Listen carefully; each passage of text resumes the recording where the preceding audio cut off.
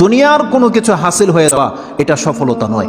একজন মুমিন মুসলিমের মর্যাদা আল্লাহর কাছে এক পাল্লায় যদি একজন মুমিন মুসলিমকে রাখেন, আরেক পাল্লায় পুরো পৃথিবীকে রাখেন।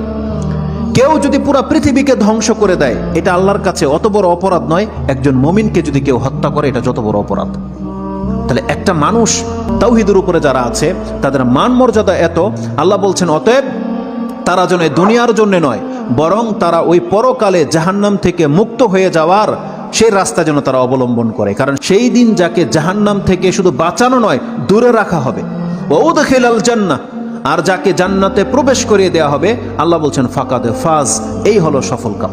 কারণ জান্নাত এমন একটা জায়গা, এটা হচ্ছে চিরসুখের জায়গা। একবার শুধু কোনো ব্যক্তিকে জান্নাতে ঢুকিয়ে দিলে জীবনের যত পেরেশানি আছে সব দূর হয়ে যাবে, সব দূর হয়ে যাবে।